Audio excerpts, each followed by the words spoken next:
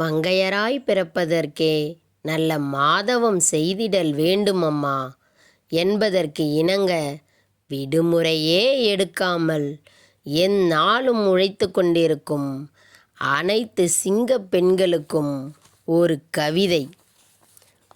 பெண்ணே, தாயாய், மகளாய், தமக்கையாய், மனைவியாய், தோழியாய், அப்பப்பா எத்தனை அவதாரங்கள்!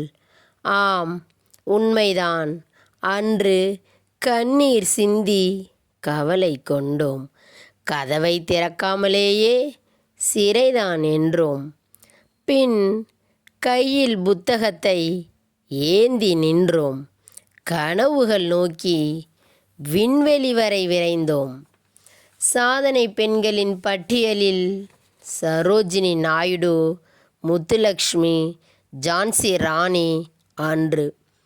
ஒவ்வொரு வீட்டின் பெண் தேவதைகளும் சுயசரிதை எழுதி வரலாறு படைக்கின்றனர் இன்று. எங்கள் ஆசை சற்று விந்தையானதுதான்.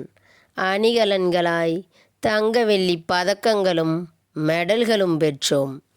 இனி எங்களுக்கு முற்றுப்புள்ளியே இல்லை.